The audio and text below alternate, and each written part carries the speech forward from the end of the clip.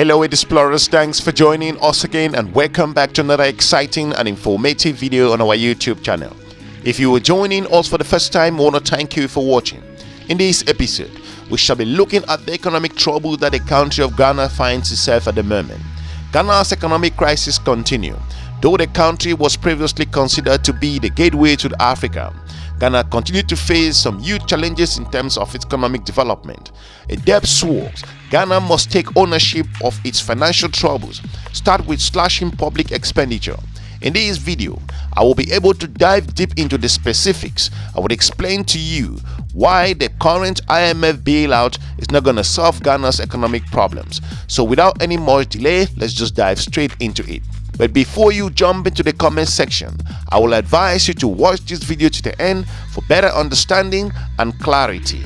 If you consider Ghana's economic woes continue as the country seeks International Monetary Fund support for the 17th time. The bailout was necessary after the new electronic levy transaction failed to yield expected results. Looking forward, previous IMF programs have improved macroeconomic stability in Ghana. Fiscal discipline in the country often depends on the same program, as self-imposed controls are rare. Nonetheless, the solution to Ghana's crisis lies with its government and people. The economy has suffered significantly since early 2022, plunging the country into a full-blown economic recession. Inflation rose from 13.9% as of January to just over 37.2% in September. Some experts see this and believe the actual level is more than twice the official rate, possibly as high as 98%.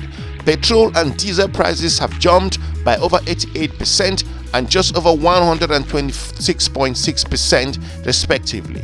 Most public transport fares have increased by over 100% since January of this year. Moving forward, likewise, water and electricity tariffs are risen by over 27.2% and just over 21.1% respectively this same year. According to the World Bank, Ghana has the highest food prices in sub-Saharan Africa, with prices soaring to just over 122% looking at different figures.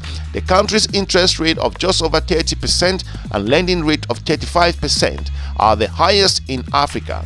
According to Bloomberg, the Ghana cedi is now the worst performing currency globally in different aspects, and the IMF revised Ghana's projection growth to 2023. Looking at different aspects considering the fiscal discipline in Ghana and often depends on IMF program and self-imposed controls. The problem began when international credit rating agencies downgraded the countries to junk status due to unsustainable and growth debt. The relegation denies access to global capital markets and prevented the raising of billions of US euro bonds required to serve its debts and support the Ghana cedi, which is then went into free fall. The major problem now is rising debt, which stands above 80% of GDP and is projected to reach over 104% by the end of 2022. Ghana has now trusted its debts into decreasing as 70% of its total revenue must go towards debt servicing. This leaves little room for other statutory obligations or investment in education, health and infrastructure. While the government blames the economic crisis on the COVID-19 and Russia invasion of Ukraine, the political opposition and some civil society organizations believe state mismanagement largely is responsible for this situation.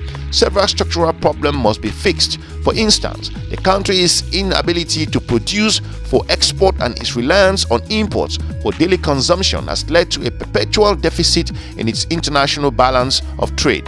That means that Ghanaian currency is fated to be inherently weak comparable to the dollar, leading to high import prices that hit consumer.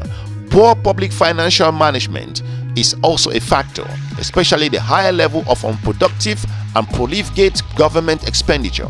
From 2017 to 2020, Ghana, a small country, had over 120 ministers and 1,000 presidential staffers. These lucrative appointees drain the country's purse if you consider that in different areas. The major problem is rising debt, which stands above over 80% of GDP and is projected to reach over 104% by the end of this year. If you consider this crisis, the crisis further aggravated by the government spending on flagship programs that didn't yield expected results, such as the NAPCO, a graduate apprenticeship program in Ghana, and One Village, One Dam.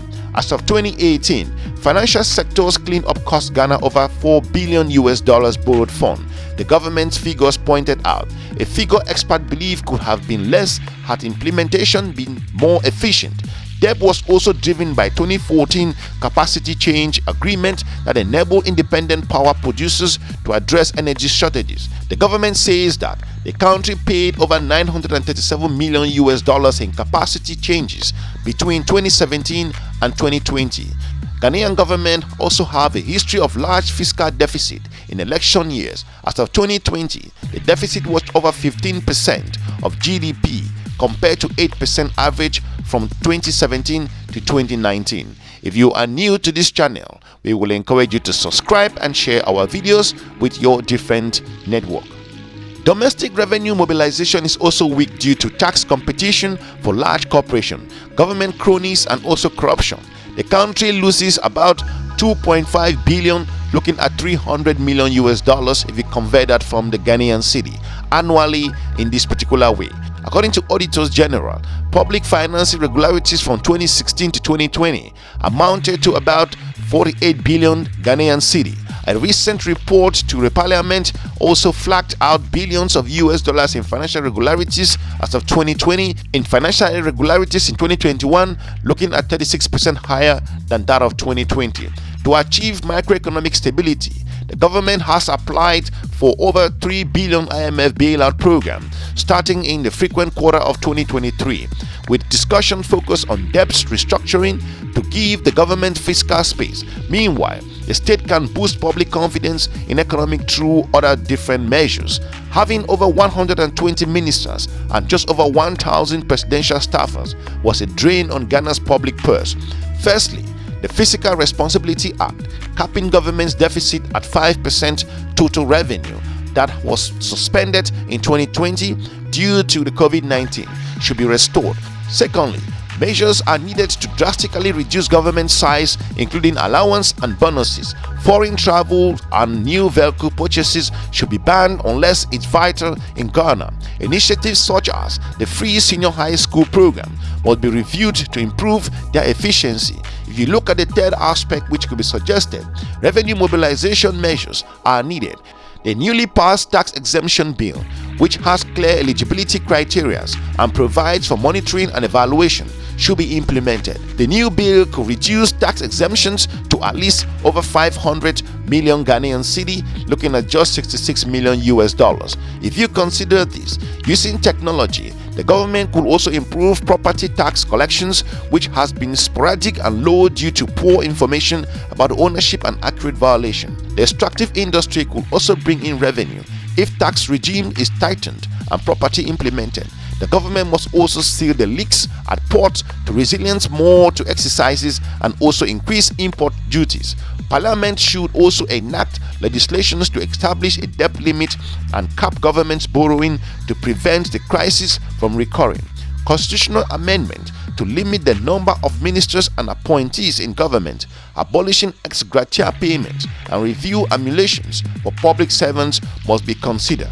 Looking at closing this particular episode with regards to Ghana, Ghana's need a national industrialization plan anchored in a strong manufacturing sector with links to agriculture. The country of Ghana must establish import substitution and export-driven industrial based in its comparative advantage. The one district, one factory industrialization agenda should be reviewed and better implemented. The measures can improve the country's trade balance and government's revenue in different areas. Hopefully, we've been able to inform you with regards to the challenges and economic situation that the country of Ghana finds itself at the moment. Let us know what you think as some of these measures we've discussed and analyzed could implement some growth and also bring Ghana back to the situation and where it was recently. We are looking forward to meeting you in our next episode. If you are from Ghana, we will encourage you to let us know what are the difficulties that your country is facing at the moment and what are the measures that are in place to take this great country of Africa back to where it was in past couple of years. I want to thank you for watching. If you are new to this channel, we will encourage you to check some of our informative video. We're looking forward to meeting you soon in our next episode. Have a good day. Bye-bye.